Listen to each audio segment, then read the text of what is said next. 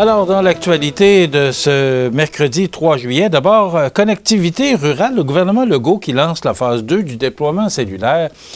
Et je salue l'initiative du gouvernement Legault parce que le cellulaire, c'est qui n'a pas un cellulaire aujourd'hui? Il y a plus grand monde qui n'a pas un cellulaire. C'est rendu un outil essentiel, oui, d'abord pour le téléphone, mais aussi pour les gens qui ont les courriels pour communiquer là, sur Internet ou encore les textos. En tout cas, il y a beaucoup d'outils à travers ce téléphone cellulaire. On peut prendre des photos. Ça sert vraiment à beaucoup de choses. Donc, aujourd'hui, le cellulaire, c'est un outil tellement important, mais aussi important pour la sécurité.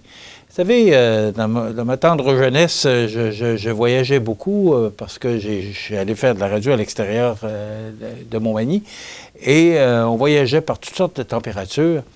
Et il y avait toujours cette inquiétude là, lorsqu'on partait par mauvais temps.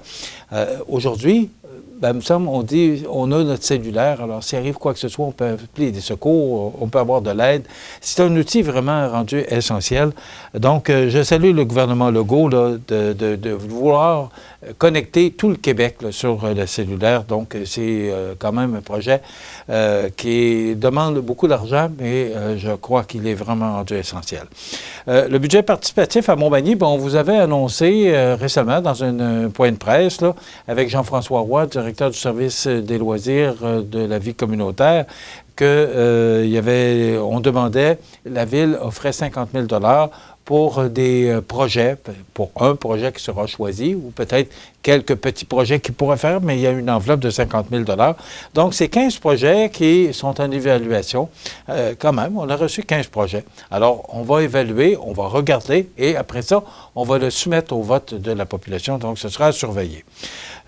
Sur la scène provinciale, nationale et internationale, le mois de juin le plus chaud en 10 ans au Québec, on le sait, on a battu des records. L'ensemble de la belle province a connu des températures au-dessus de la normale avec des écarts de température maximum jusqu'à plus 16. On s'en souvient, là, la deuxième semaine de juin, qui était, il me semble que c'est la deuxième, là, qui a été très chaude. Donc, c'est ce qui a été enregistré au début du mois. Alors, premier épisode de chaleur qui avait frappé le Québec, c'est les 5 et 6 juin. Alors, c'est la première semaine de juin, particulièrement dans le centre nord de la province. À titre d'exemple, le mercure a dépassé 35 degrés Celsius à Cudjoua-Rapic, dans le nord du Québec, le 6 juin dernier. On sait que c'est toujours plus froid ou plus frais que nos régions. Alors, il a fait chaud au mois de juin, et tant mieux. Mais là, on dit que les températures se réchauffent. Vous savez, on dit que les températures se réchauffent, mais pourtant, j'ai vu, moi, qu'on a battu des records de 1953, entre autres, au mois de juin.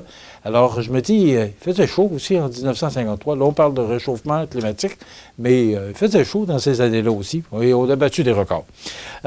Ça met presque un terme à notre émission d'aujourd'hui. Demain, on a des gens de chez nous, cette chronique avec Hamilton Sidad, et on reçoit Jonathan Renière de l'Office du tourisme de Chaudière-Appalaches qui viendra nous parler de belles places qu'on peut voir dans notre belle région qu'est la Chaudière-Appalaches et aussi la Côte-du-Sud. Donc, c'est à ne pas manquer. C'est ce qu'on vous offre comme menu demain. C'est le tournoi de la Chambre de commerce. On vous parlera de ce qui se passera aujourd'hui. Je serai présent. Dans quelques instants, il y a les avis de décès. Je vous souhaite de passer une excellente journée. On se retrouve demain pour une autre émission d'information sur la Côte-du-Sud. Et entre-temps, prenez soin de vous. Et aussi, ce sera chaud et humide. Alors, faites attention à la température chaude. Bonne journée.